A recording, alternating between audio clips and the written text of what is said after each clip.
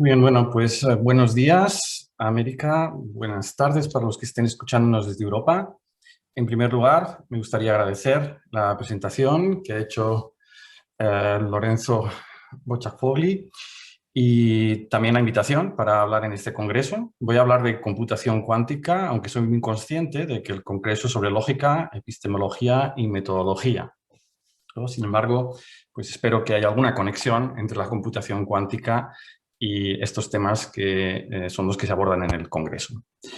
Sí, empezaré con una foto que apareció hace un par de años, en octubre del año 2019, en las portadas de todos los periódicos del mundo prácticamente, en la que aparece el CEO de Google y rodeado pues, de unos equipos electrónicos y con titulares que dicen que por primera vez un computador cuántico había ganado la batalla a los superordenadores. Había hecho un cálculo que no es posible hacer con superordenadores que tenemos hoy en día. Y esto pues levantó una gran expectación. A partir de entonces, aunque ya llevaba un tiempo, aparecieron titulares en los periódicos diciendo que esto va a ser una revolución, que va a cambiar nuestra sociedad, va a cambiar la industria, que va a tener impacto pues, en retail, impacto en la economía, en las finanzas, en los bancos, en nuestra sociedad, en la movilidad, en todo. Y lo que quiero hacer en esta conferencia es explicar, en primer lugar, qué es la computación cuántica, en segundo lugar, pues rebajar un poco todas estas noticias que aparecieron en los periódicos, dando un poco de realismo a cuál es la situación actual y qué esperamos de los ordenadores cuánticos, y también explicando pues, en qué se basan, que no es otra cosa que la física cuántica, es una teoría pues, que se desarrolló hace un tiempo y que es la base no solo de los ordenadores cuánticos, sino de otras muchas aplicaciones que tenemos hoy en día. Y como sabrán ustedes muy bien, pues la física cuántica tiene unos aspectos que chocan radicalmente con nuestra visión de la naturaleza y con la descripción que hacemos de todo lo que nos rodea. Entonces voy a esperar pasar un poco de tiempo pues hablando de esto también. Así que empiezo hablando de la física cuántica y la información. Y podría decir, resumiendo, que el ordenador cuántico no es ni más ni menos que la unión de estas dos partes de la ciencia que surgieron en el siglo pasado y que de alguna forma revolucionaron nuestras vidas. Por un lugar, la física cuántica, que explica el mundo microscópico, y aquí está representada por lo que llamamos la ecuación de Schrödinger, que nos dice pues, cómo describir ese mundo de las cosas más pequeñas, como los átomos, los electrones, los protones, los fotones, ¿no? Las partículas o de las que estamos hechos. Y por otro lado, la teoría de la información. Pues en el siglo pasado se dieron cuenta de que la información es algo que se puede medir. Podemos saber cuánta información tenemos o cuánta información recibimos. Se puede también manipular, se puede corregir, se puede comprimir. Es como una cantidad física y apareció una teoría que nos permite pues, estudiar qué es lo que podemos hacer la información, que es la teoría de la información. Pues bien, si juntamos esto, bueno, y es la teoría que está detrás pues, de los ordenadores usuales y nuestros medios de comunicación y que utilizamos sin darnos cuenta continuamente pues, en nuestra vida cotidiana. Pues bien, pues la unión de la física cuántica con la teoría de la información da lugar a lo que llamamos la información cuántica, que trata de manejar la información, de procesar la información, de transmitir información, pero utilizando las leyes de la física cuántica. Y esto, como veremos más adelante, pues da un poder muy especial, mucho más allá del que tenemos con los ordenadores usuales o con los que tenemos con los medios de comunicación actuales. Así que para hablar de información cuántica es imprescindible pues, hablar de física cuántica, así que voy a empezar hablando de física cuántica. Y la física cuántica no es una teoría de hoy, es una teoría muy antigua, tiene 120 años, ¿no? La primera persona que hizo las primeras formulaciones de la física cuántica es este caballero de aquí, Max Planck, que en el año 1900, para poder explicar una serie de experimentos, pues llegó a la conclusión de que la luz, en particular la energía de la luz, tenía que estar cuantizada. Dicho de forma así un poco más vulgar, que la luz tiene que estar compuesta de pequeñas partículas indivisibles que llamamos hoy en día fotones. Y eso chocaba con todo lo que se había hecho en física en particular en la teoría del electromagnetismo de los últimos 200 años, porque esa teoría había llegado a la conclusión de que la luz estaba formada por ondas, ondas que llamamos electromagnéticas. Pero el señor Planck, para poder explicar esos experimentos, pues tuvo que cambiar esa visión que teníamos y decir que estaban formadas por partículas. De hecho, eso que a él le pareció al principio pues algo que era simplemente una forma de explicar un experimento, pues fue tomado por muchos científicos de aquella época y vieron que otros experimentos eran capaces de ser explicados, que no podían ser explicados hasta entonces, pues partiendo de esta hipótesis. Y se desarrolló una teoría, pues como siempre ocurre en física, pues una serie de observaciones dan lugar a una serie de leyes que al final se ponen en forma de teoría y en particular pues Schrödinger, Heisenberg y Dirac desarrollaron esta teoría en los años 20 y en los años 30. Y esa es la teoría que tenemos hoy, que llamamos física cuántica y que no solo explica los experimentos, sino que explica de qué estamos compuestos de las partículas más elementales, que serían pues, los quarks o los electrones, estas partículas, cómo esas partículas elementales forman partículas más grandes, que son los protones o los neutrones, cómo esas partículas crean otras partículas más grandes, que son los átomos, cómo los átomos se juntan para crear moléculas, cómo esas moléculas crean materiales y eso forma el mundo del que estamos hechos. Y no solo le explica el cómo funciona, sino también explica el cuánto. La física cuántica es una teoría muy, muy precisa. Se pueden hacer predicciones utilizando la teoría que desarrollaron pues, estos científicos y se pueden hacer predicciones sobre cantidades que luego se miden y se comparan y resulta que podemos hacer predicciones pues, con 17 dígitos significativos. Es decir, uno predice que un experimento tiene que dar el resultado 1,0174345, así hasta 17 dígitos. Y si con mucho esfuerzo uno logra hacer este experimento y llegar a hacer medidas con esa precisión, pues no encuentra ninguna contradicción con la física cuántica. Bueno, la física cuántica ha dado lugar a muchas de las elementos que tenemos hoy en día, pues si estoy hablando a través de internet o si estoy ahora con un ordenador o si pues tengo muchos equipamientos en mi coche o en mi casa o lo que sea, está relacionado o están todos relacionados con el desarrollo de la física cuántica. La física cuántica nos hizo entender los materiales, nos hizo entender cómo funciona la electricidad, cómo hacer conductores, superconductores, semiconductores y no, pues todo lo que ha dado lugar a la revolución tecnológica que tenemos hoy en día.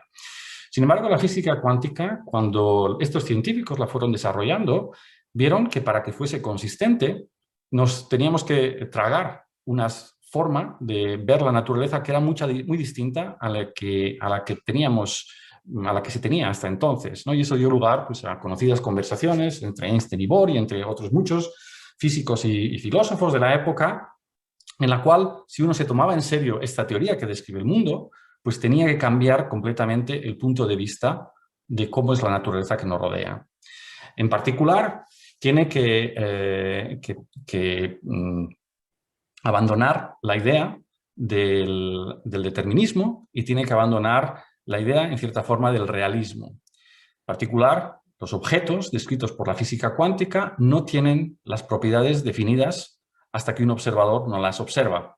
O más precisamente, pueden no tener las propiedades definidas mientras no los estamos observando. Y solo cuando los observamos, esas propiedades quedan definidas, ¿no? Es lo que pues, Schrödinger decía, que de acuerdo con la física cuántica, si la pudiésemos extrapolar desde el mundo microscópico hasta el mundo macroscópico, pues uno podría preguntarse si la luna está allí cuando yo no miro, ¿no? O sea, si la luna tiene una posición determinada cuando no miro. Bueno, pues de acuerdo con la física cuántica, pues cuando no miro es posible que la luna no tenga determinada su posición y solo cuando la miro queda determinada. Es un poco lo que lleva la esencia de la física cuántica. Esta teoría es una teoría sobre todo para explicar fenómenos en el mundo microscópico y cuando uno extrapola, como dice Schrödinger, al mundo macroscópico, pues llega a situaciones que parecen absurdas y una de estas situaciones es, por ejemplo, la bien conocida del gato de Schrödinger, ¿no? Si esa física cuántica que existe en el mundo microscópico, pues la pudiésemos extrapolar al mundo macroscópico, pues sería posible tener un gato que no ha definido la propiedad de estar vivo o estar muerto. Por lo tanto, estaría como vivo y muerto a la vez o sin esa propiedad definida mientras no lo observemos. Si lo ponemos dentro de una caja, pues podría desarrollarse en lo que llamamos ese estado cuántico y solo cuando abriésemos la caja y mirásemos, entonces quedaría determinado si está vivo o está muerto. Y esto, bueno, pues ha levantado pues, muchas discusiones y es algo que en el mundo macroscópico no lo observamos, entendemos muy bien por qué no lo podemos observar, porque en ese mundo macroscópico, para observar estas predicciones de la física cuántica, hace falta que los elementos que estemos observando pues estén aislados, tienen que cumplir unas ciertas condiciones y, claro, no podemos aislar a un gato porque en particular necesita el aire para respirar y por lo tanto no puede estar aislado de todo el resto del universo. En cualquier caso, voy a hablar un poco de estas propiedades de la física cuántica y lo voy a hacer con un experimento. Este no va a ser un experimento, un thought experiment, va a ser un experimento que uno puede hacer hoy en día prácticamente en su casa, ¿no? Por el orden de $1000 puede comprarse un equipamiento que permite hacer un experimento y que lleva pues, a la conclusión de que realmente tiene que ser posible, o sea, que la naturaleza que nos rodea tiene esta facultad de no determinar las propiedades de los objetos. Y para explicar este experimento necesito tres elementos esenciales. Uno de ellos es un láser, que todos conocemos, pues es algo que produce luz y que puede ser de distintos colores, o típicamente para lo que voy a hablar aquí, pues tendría que ser de un color muy determinado. Por ejemplo, láser que produzca luz de color verde. Voy a necesitar también espejos de dos tipos. Uno de ellos son espejos que reflejan toda la luz que le llega, ¿no? Como el que nos miramos por las mañanas, y otros que sean lo que se llama semiespejados. Son espejos en los cuales parte de la luz se transmite y parte de la luz se refleja. Por ejemplo, una ventana. En una ventana podemos ver qué es lo que hay en el exterior porque la luz se transmite, pero también nos podemos ver a nosotros mismos porque ahí también se refleja algo y por lo tanto, pues eso es lo que se llama un espejo semiespejado.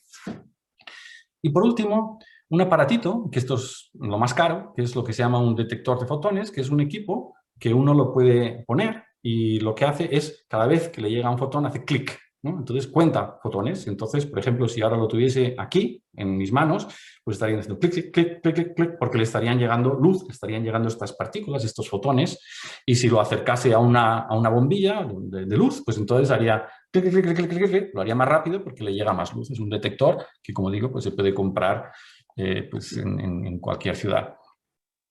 Entonces, el experimento que voy a considerar primero es un experimento muy sencillo en el cual uno pone el láser, enciende el láser, este láser pues, producirá los fotones y escoge las condiciones, siempre las mismas. Es decir, hacemos el experimento siempre con las mismas condiciones, repetimos siempre lo mismo. Encendemos el láser, este láser emite un fotón o muchos fotones, lo que sea, entonces pasan por este espejo semiespejado y algunos de los fotones pasarán y otros de los fotones pues no pasarán y se reflejan y ponemos dos detectores a los lados. ¿Y qué es lo que obtenemos? Bueno, pues si hacemos este experimento, pues veremos pues que a veces este detector hace clic y a veces este detector hace clic. Así que uno pensará pues que aquí cuando ha hecho clic ha venido un fotón y lo que ha hecho es que ha rebotado, se ha reflejado y ha venido aquí. Y cuando tenemos un clic aquí abajo, lo que ha pasado es que el fotón pues ha pasado y ha llegado a su sitio. Bueno, lo primero que nos demuestra este experimento es que la luz está formada por fotones, ¿no? Como decía Planck, porque de hecho, pues esto hace clic, clic, clic, clic, clic. No es un sonido continuo, no está llegando algo continuamente, sino que realmente está llegando algo de forma discreta, ¿no? Que son los fotones que están llegando. Además, lo que ocurre en este experimento es que es imposible, y lo pongo entre comillas, predecir el resultado. Es decir, aunque estoy haciendo un experimento siempre en las mismas condiciones, repitiendo siempre exactamente el mismo experimento, el resultado es aleatorio. A veces hace clic aquí y a veces hace el clic este detector de aquí. Y es imposible, por lo menos con los conocimientos que tenemos, el predecir dónde aparecerá el siguiente fotón. Y esto es muy distinto, ya empieza a ser muy distinto a lo que ocurre con los experimentos normales. Si hago un experimento bajo las mismas condiciones, tengo que obtener el mismo resultado. Si yo tuviese ahora una pistola y disparo y llega a un sitio, si vuelvo a realizar el mismo experimento con la misma pistola, apuntando al mismo sitio, con la misma temperatura, exactamente las mismas condiciones, si vuelvo a disparar, pues obtendré que llegar al mismo sitio. Sin embargo, en este experimento, a pesar de que tengo las mismas condiciones, el resultado es aleatorio. No hay forma de saber, no sabemos cómo calcular dónde llegará el siguiente fotón. La explicación que daría la física cuántica de este experimento, bueno, de hecho, esto se puede utilizar como un generador de números aleatorios. Hoy en día se puede comprar un aparatito, que lo venden varias compañías, que genera números aleatorios simplemente haciendo esto de aquí. Y no hay forma, como digo, de predecirlo, por lo tanto es un generador de números aleatorios casi perfecto. La física cuántica lo que diría es que lo que está ocurriendo en este experimento es que existe una superposición. El fotón que pasa por aquí, de alguna forma, su vida se desdobla y la propiedad de dónde estar ya no está definida después de atravesar o pasar por este espejo semiespejado. Diremos que tenemos una superposición de tener el fotón aquí y de tener el fotón aquí. De alguna forma es como si el universo del fotón, la vida del fotón, se desdoblase en dos universos. En un universo se refleja, en el otro universo se transmite, y mientras no tengamos ningún detector, pues esos dos universos conviven apaciblemente. Sin embargo, como tenemos un detector, pues lo que ocurre es que cuando suena el detector, pues lo que es que él nos dice que el fotón pues, ha aparecido aquí. La propiedad de dónde está el fotón pues, queda definida con la medida.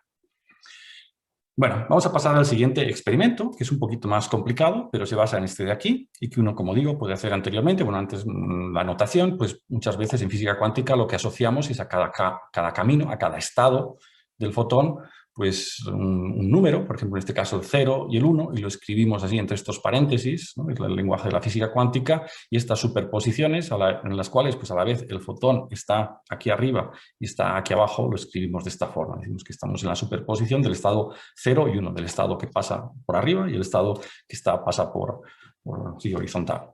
Bueno, pues como digo, ahora podemos hacer un experimento un poquito más complicado, y es que lo mismo que antes, lo que ocurre es que ahora en vez de poner el detector, ponemos aquí otro espejo y aquí otro espejo, y aquí podemos poner un espejo semiespejado y dos detectores, de tal forma que ahora los fotones, pues en principio podrían pasar por aquí, pasar por aquí, pasar por aquí, y una vez ya aquí, o bien transmitirse o bien reflejarse, y los fotones podrían también pasar por aquí y aquí reflejarse o transmitirse, con lo cual en principio uno esperaría que podríamos obtener clics arriba y abajo. Bueno, pues si hacemos este experimento y lo hacemos con esta configuración que tengo aquí, lo que ocurre es que solo aparecen clics en este detector. Es decir, este de aquí nunca haría clic. Y bueno, pues eso uno puede pensar, bueno, pues a lo mejor los fotones que pasan por aquí, pues de alguna forma todos ellos han decidido que quieren seguir y que no quieren pasar en este detector, no quieren ir para arriba, sino seguir hacia la derecha. Bueno, pues ahora podemos modificar ligeramente este experimento, en el cual ahora no dejamos pasar a los fotones que estén aquí. Por ejemplo, pongo aquí un objeto, mi mano, para que no pasen los fotones. Y entonces, si repetimos el experimento, lo que ocurre ahora es que este detector hace clic y este también hace clic de vez en cuando. Es decir, pues harán clic, clic, clic, clic, clic de uno a otro detector de una manera impredictible. Es decir, otra vez, cuando no tengo ningún objeto, este es el único detector, y cuando tengo un objeto aquí que no deja pasar la luz, los dos detectores. Y como digo, esto es un experimento muy, muy sencillo que se puede hacer prácticamente uno en su casa, pues con estos tres elementos que he nombrado. Pero ahora, si nos paramos a pensar qué es lo que está pasando o cómo describimos esto, pues llegamos a una paradoja. Y la paradoja es la siguiente. Bueno, imaginemos el fotón cuando está aquí. Cuando está aquí, si no tengo nada aquí abajo, entonces este fotón siempre tiene que pasar, porque siempre detectamos el fotón aquí. Solo va a hacer clic este detector. Es decir, que este fotón, cuando aquí dejamos pasar la luz también, cuando no ponemos ningún objeto, pues va a aparecer en este detector. Sin embargo, el mismo fotón, si hubiésemos puesto un objeto, pues a veces lo vamos a detectar aquí y a veces lo vamos a detectar aquí. Así que si nosotros utilizamos esta visión realista del fotón, en el que el fotón se encuentra en cada momento en un sitio determinado, pues el fotón que está aquí tiene que saber si hay abajo un objeto o no, porque si no hay objeto, entonces tiene que aparecer siempre aquí, y si hay un objeto, entonces a veces tiene que aparecer aquí y aquí. Es decir, que el fotón tiene que de alguna forma saber que algo está pasando por ahí. Y esto, pues no se puede, estos podrían estar tan alejados como quisiéramos, y no lo podríamos explicar pues, con las leyes de la física clásica, ¿no? ¿Cómo es posible que si yo voy por aquí sé instantáneamente si hay un objeto pues, en otro sitio que está muy lejos de aquí, tan lejos como queramos? Y la explicación La explicación que da la física cuántica es muy sencilla. En este caso es que aquí pues, se crea una superposición, como la que había dicho antes. En uno de estos universos, en una parte de la superposición, el fotón viene por arriba, en otro viene por abajo, y aquí se produce que estos dos universos de alguna forma interfieren, de tal forma que solo el fotón puede aparecer en este detector. Sin embargo, aquí abajo, pues solo pasa por arriba, el fotón aquí está, como por aquí no puede pasar, su posición estará bien definida, está aquí, y aquí nos encontramos en la situación que estábamos anteriormente en el experimento anterior. Es la misma situación que teníamos aquí, con lo cual, pues a veces tenemos el detector arriba y el detector abajo.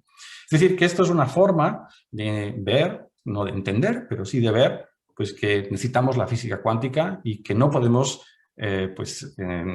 definir las propiedades de los objetos, incluso con experimentos muy simples, siempre y cuando estemos tratando con estos objetos microscópicos, fotones, que en estos casos están muy bien aislados porque los fotones pues, no suelen interaccionar con nada más que con estos espejos. Bueno, así que la física cuántica y la información cuántica es de alguna forma algo parecida a la física clásica o a la información clásica, pero con alguna diferencia. Típicamente, cuando hablamos de información clásica, pues cuando tenemos uno o varios objetos, uno de estos bits, 0, que puede tomar valores 0 y 1, pues hablamos de las probabilidades. Por ejemplo, puedo tener la probabilidad de tener el primer bit en 0, el segundo en 0 y el tercero en 0, o 0, 0, 1, o todos estos. En física cuántica, a los objetos les asignamos no una probabilidad, sino una amplitud. La escribimos en términos de unos números que ahora son complejos, son números que pueden ser negativos, incluso complejos, y la probabilidad de que algo ocurra depende pues, del valor absoluto al cuadrado de estos objetos. Es decir, que en los dos casos existen probabilidades, sin embargo, el objeto fundamental, en el caso de la física cuántica o de la información clásica, son las probabilidades, mientras que en física cuántica es las amplitudes.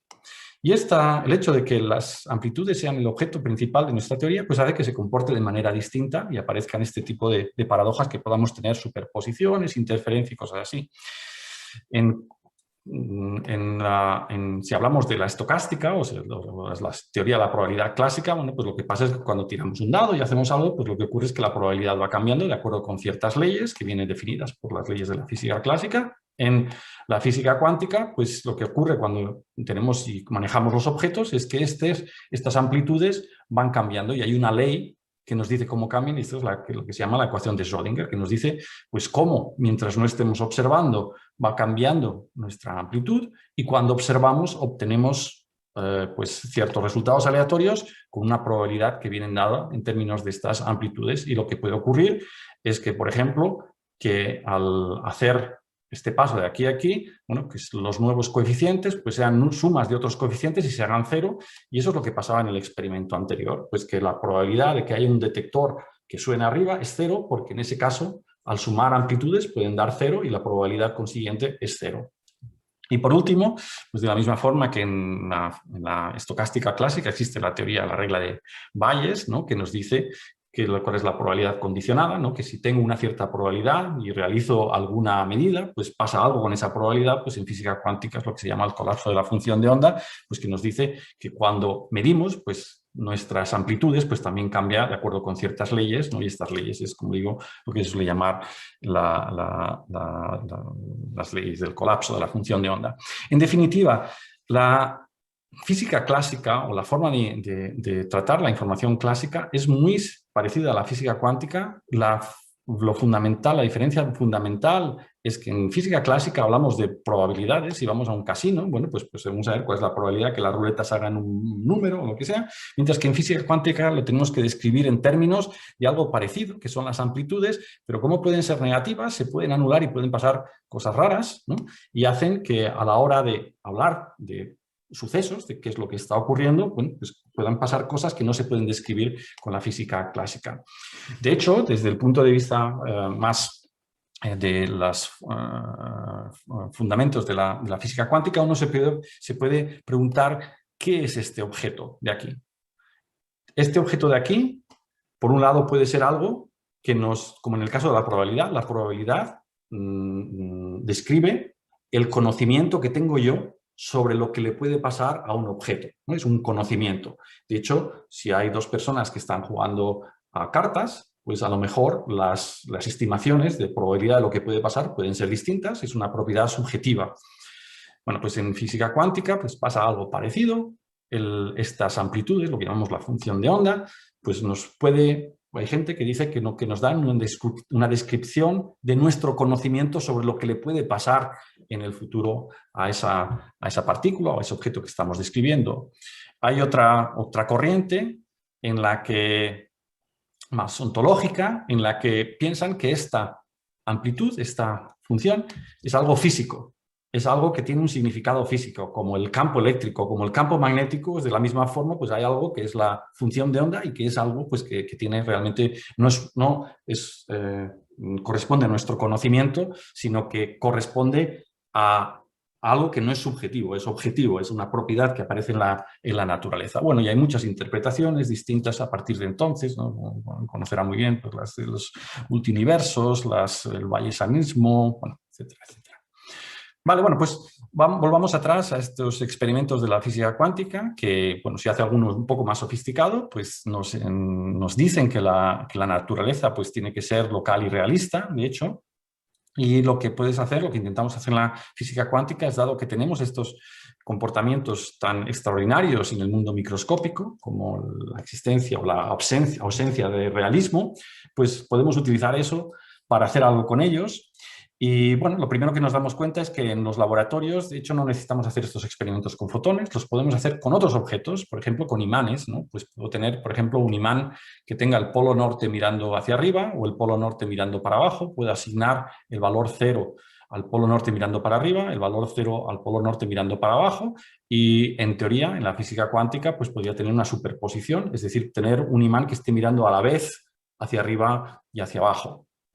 O puede tener, por ejemplo, otro objeto que sea un circuito en el cual podemos tener que la corriente transcurra en la dirección contraria a las agujas del reloj o en la dirección de las agujas del reloj, y como puedo asignarle a la corriente en una dirección el valor 0, a la otra corriente en la otra dirección 1, pues en principio en el mundo microscópico, si tuviésemos estos circuitos en el mundo microscópico, podríamos tener superposiciones en las cuales las dos cosas ocurren a la vez.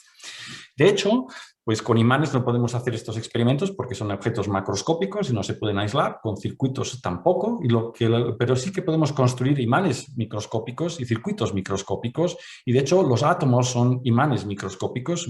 Cuando la gente habla de un spin, de un átomo, un spin de un electrón, bueno, no están ni más ni menos que diciendo que se comporta como un imán microscópico, y en ese caso sí que podemos observar y crear estas superposiciones en las cuales podemos tener no solo el polo norte mirando para arriba, el polo norte mirando para abajo, sino los dos a la vez, en estas superposiciones que he descrito anteriormente, en los cuales pues aquí podríamos escribir incluso los coeficientes C0 y C1 de los que he hablado anteriormente, y esos son los que caracterizan nuestro conocimiento sobre el estado de estos átomos. O si podemos hacer estos circuitos muy, muy, muy pequeños con superconductores para que no haya pérdidas, y en ese caso podemos también observar estas superposiciones.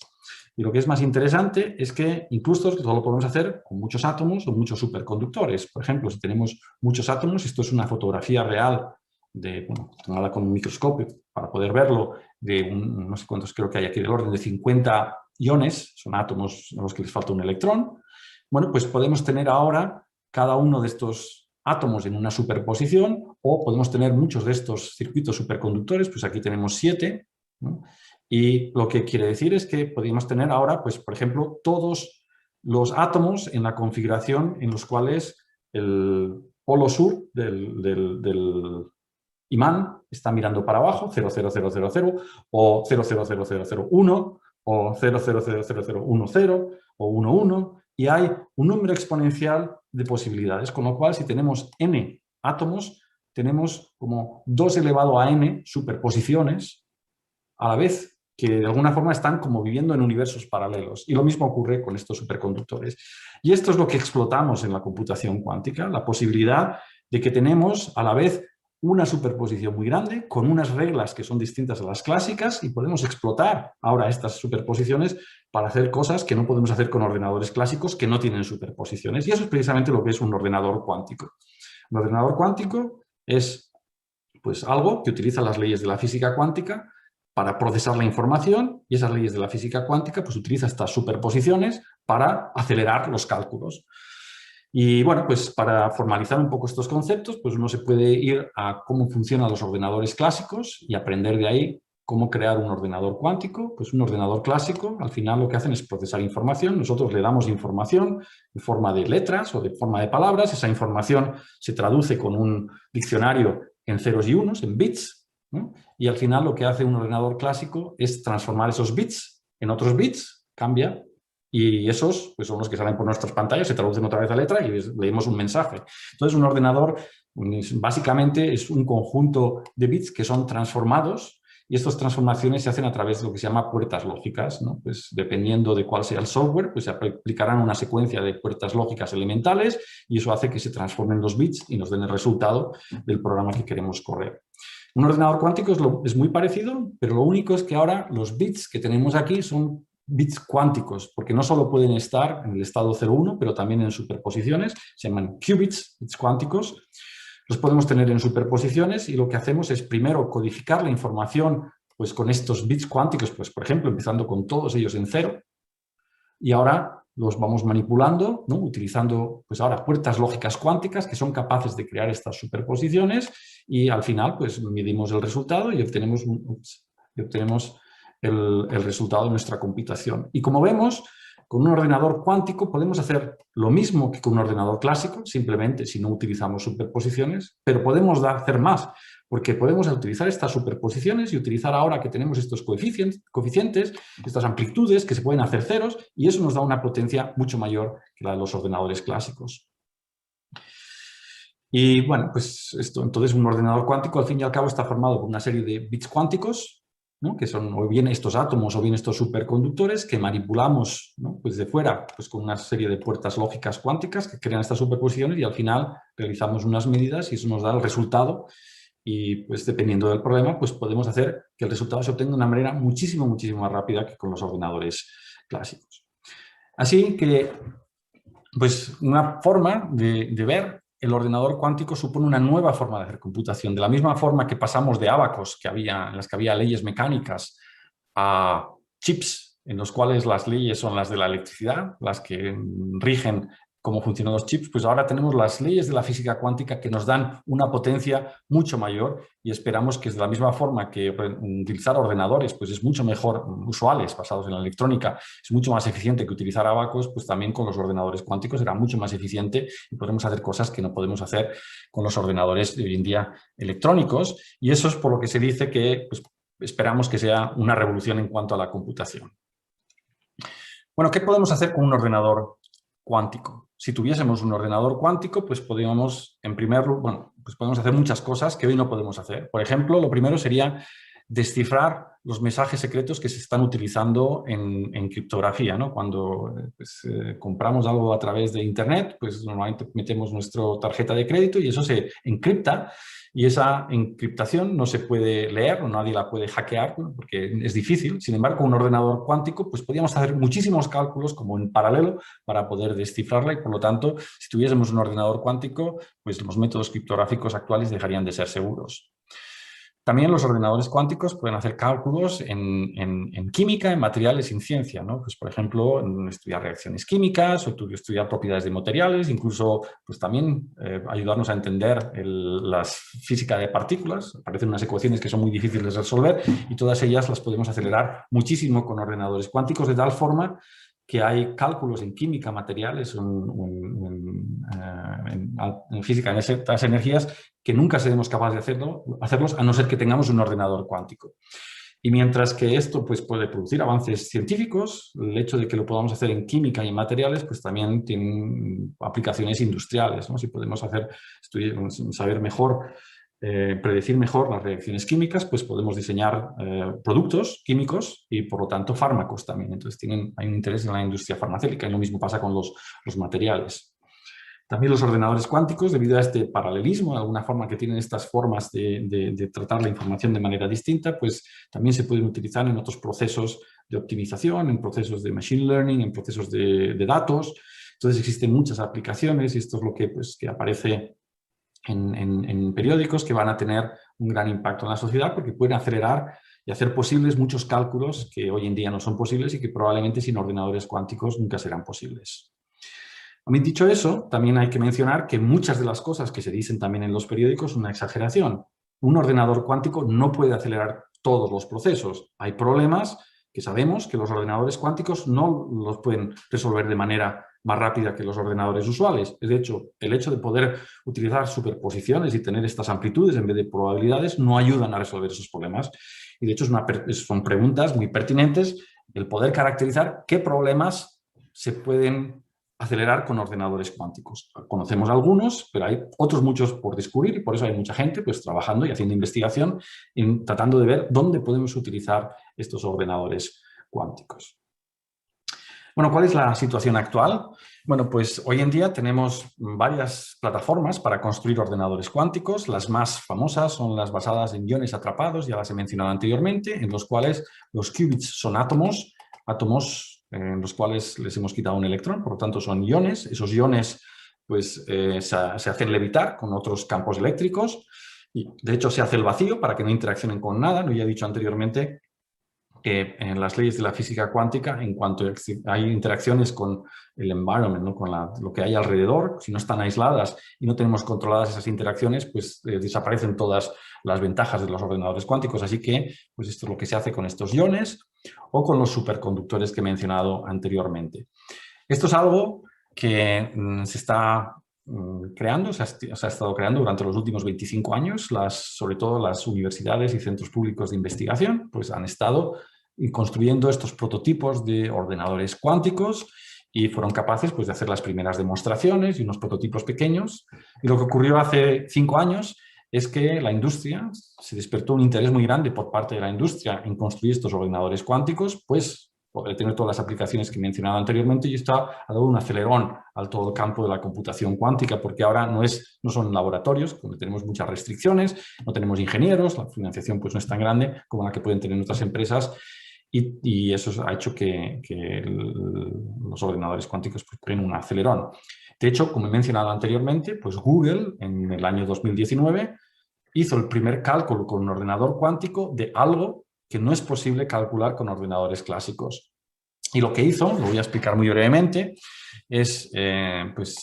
escogió un ordenador cuántico basado en superconductores con 53 bits cuánticos que están representados aquí con estas cruces. Estos son los qubits. Y lo que hizo son puertas lógicas, como las que he mencionado anteriormente, que están representadas aquí por estos cuadraditos que aparecen aquí, y lo que hizo es hacer puertas lógicas aleatorias, es decir, creó un programa que aplica estas puertas lógicas de manera aleatoria. Y al final lo que hace uno es medir aquí si el qubit está en el estado 0 o en el estado 1. Con lo cual, si uno hace esto y hace el experimento, pues aquí resulta que sale un resultado aleatorio, pues a lo mejor 0, 0, 1, 1, 0, 1, 0. Y luego repitió el experimento con las mismas puertas lógicas aleatorias, o sea, las mismas puertas que ha elegido en el experimento anterior, y vuelve a medir y obtuvo otro resultado. Y el problema, que es difícil de resolver, es hacer un sampling, no sé cómo se dice sampling en español, correspondiente al resultado de esta computación cuántica. Es decir, es un problema puramente académico que está definido para funcionar muy bien en ordenadores cuánticos. Es decir, si hago esto con un ordenador cuántico y mido, pues obtengo samples. Y ahora, si quiero seguir esos samples de acuerdo a la distribución de probabilidad con un ordenador clásico, pues lo que tendré que hacer son una computación clásica para saber cuáles son las probabilidades y eso es dificilísimo y eso es lo que no puedo hacer con ordenadores clásicos. Así que Google lo que hizo es ampliar y ver que esto no se puede hacer con ordenadores clásicos y ahí es donde llega la supremacía de su experimento. De hecho, pues lo hizo con 53 qubits y uno ya puede ver que tiene 2 elevado a 53 como configuraciones distintas a la vez, tiene superposiciones de 2 elevado a 53 configuraciones distintas, lo que son 10 elevado a 16 configuraciones y este número ya es tan grande pues que no caben en los ordenadores normales, ¿no? Hay que hacerlo y por eso es tan difícil hacerlo con ordenadores usuales.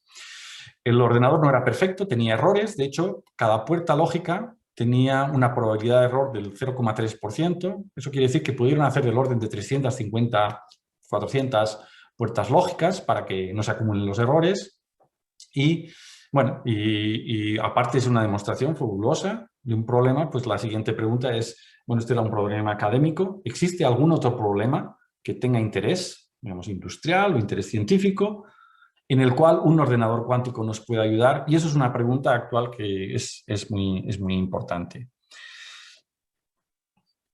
En particular, una de las cosas que ha aparecido durante el último par de años es que ha aparecido una aplicación que no estaba esperada en los ordenadores cuánticos, y resulta que los ordenadores cuánticos nos pueden servir para crear números aleatorios certificados. ¿Y esto qué quiere decir?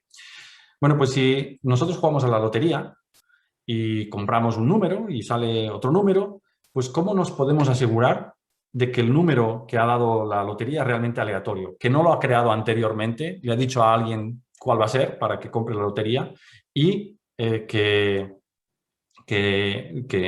sea justo, ¿no?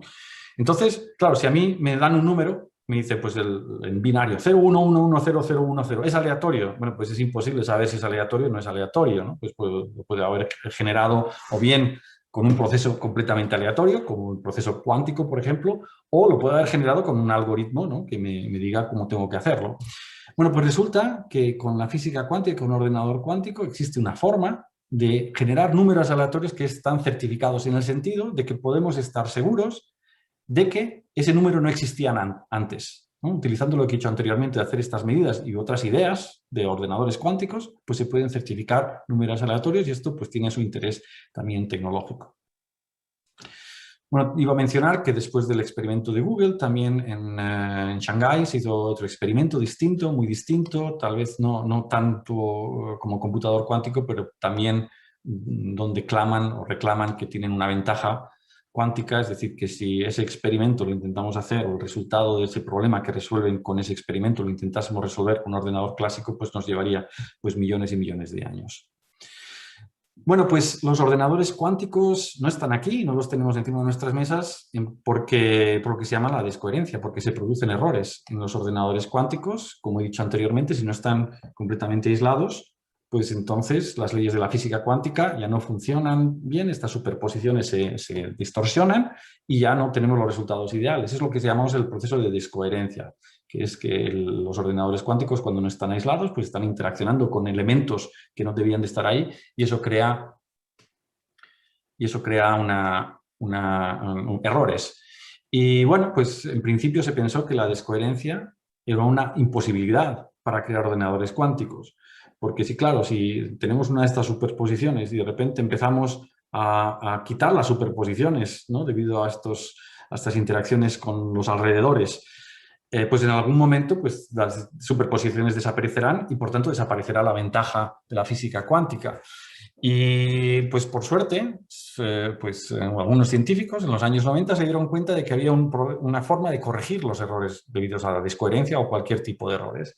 Entonces hoy en día sabemos muy bien, a pesar de que haya errores, a pesar de que no sea perfecto, que no esté completamente aislado nuestro sistema, si los errores son suficientemente pequeños, del orden de 1% por puerta lógica, entonces es posible utilizar formas de corregir los errores que se producen y escalar los ordenadores y hacerlos que desaparezcan todos los errores.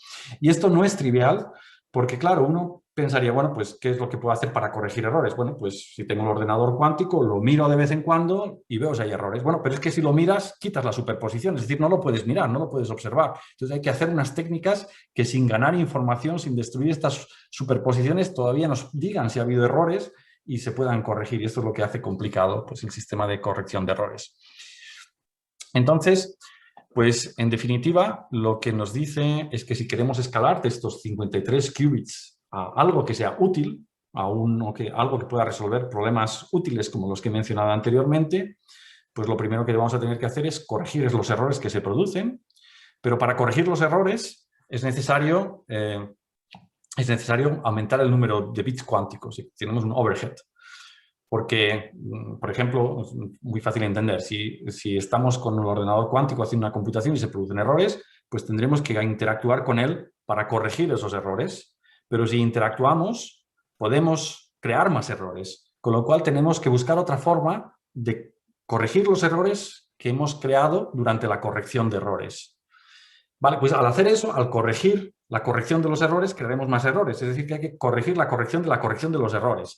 Y hay un proceso pues, que afortunadamente converge muy rápidamente, pero que hace que al final, si queremos tener un ordenador de 1000 qubits, pues que tengamos que crear un ordenador que tenga realmente pues, 10 millones de qubits. De hecho, hay un overhead que es hoy en día el factor del orden de 1000 o de 10 elevado a 4, de 10.000. Es decir, por cada qubit que necesitemos, pues para evitar los errores, para poder corregir los errores, tenemos que poner 10.000.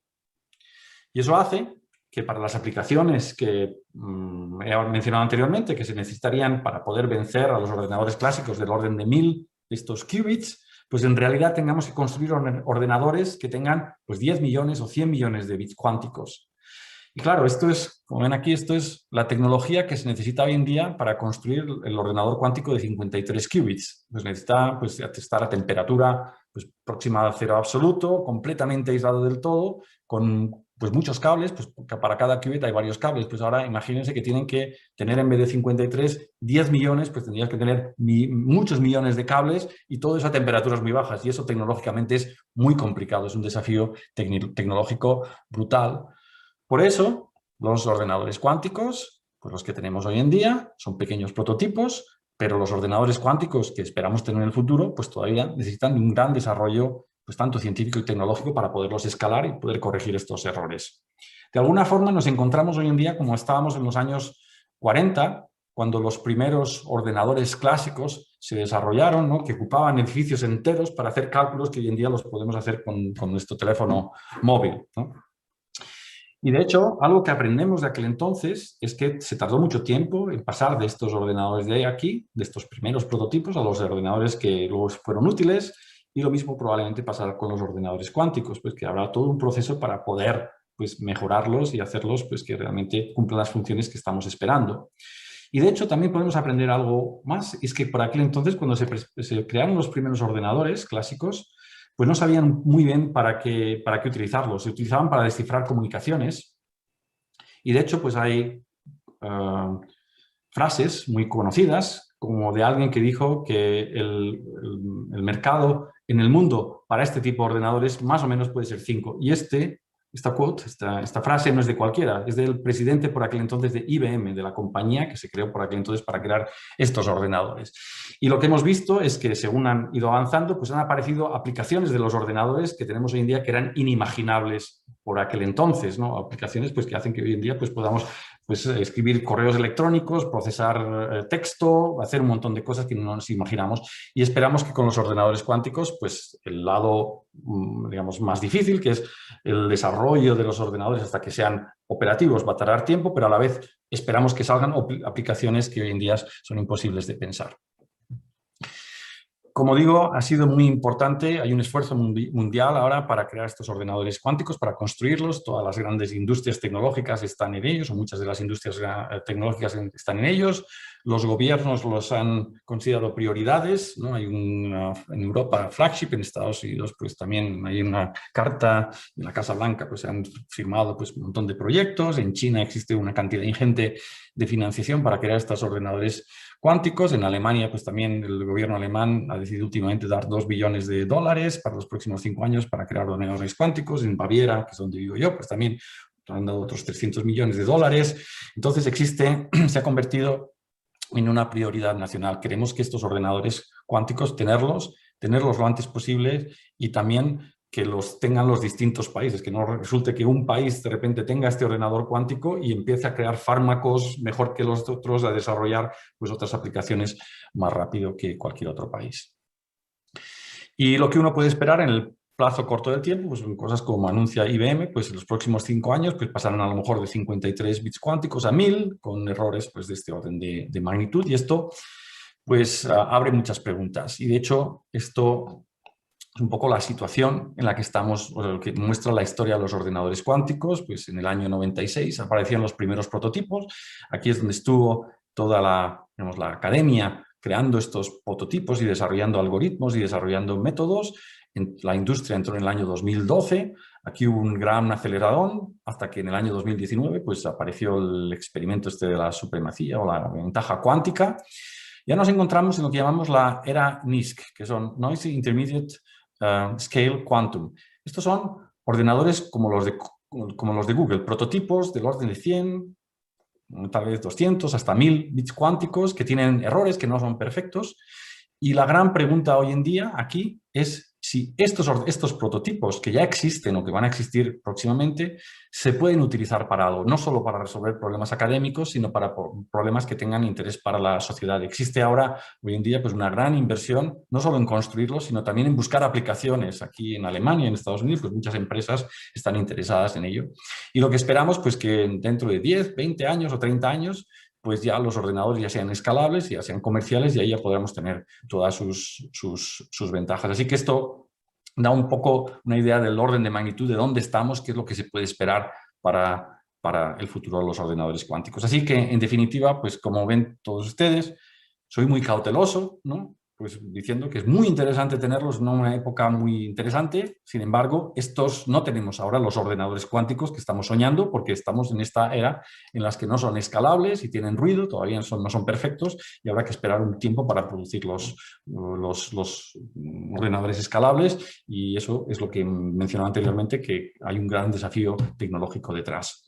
Sin embargo, también, por lo menos yo soy muy optimista, porque yo creo que incluso aquí, como hemos demostrado, o se ha demostrado que ya hay algunos problemas, aunque sean académicos, en los cuales estos primeros prototipos ya son útiles, yo espero que surjan otros muchos problemas y tenemos indicaciones de que hay algunas aplicaciones en las cuales estos primeros ordenadores pues, pueden ser útiles, en particular en lo que he mencionado sobre los materiales y la química. Bueno, quería terminar diciendo que la computación cuántica es parte de la información cuántica. La física cuántica se puede utilizar para procesar la información y, por lo tanto, pues crear ordenadores que puedan resolver tareas de una manera más eficiente, pero también se puede comunicar con ellos. Podemos utilizarlos para lo que se llama la comunicación cuántica. Esto está muy avanzado y existen sistemas criptográficos cuánticos pues, que se están utilizando por todo el mundo. Y también tienen otras muchas aplicaciones, sobre todo en sensores, se ha hablado de los números aleatorios y, en definitiva, pues he estado hablando de ordenadores cuánticos y, bueno, pues estamos experimentando una revolución científica tecnológica. Somos capaces de atravesar al mundo microscópico, encontrarnos con la física cuántica y no solo sorprendernos de lo extraña que es, de cómo de rara es nuestra naturaleza, sino también de dominarla y empezar a crear los primeros equipos basados en la física cuántica. Los utilizamos en comunicación, empezamos a utilizar también en computación, se pueden utilizar también en lo que se llaman los sensores, pero probablemente estamos viviendo una época muy interesante, muy intensiva desde el punto científico, tecnológico, pero lo más importante yo creo que está todavía por descubrir. Así que muchas gracias por su atención y pues con esto he terminado la presentación y estaré encantado de atender a sus preguntas.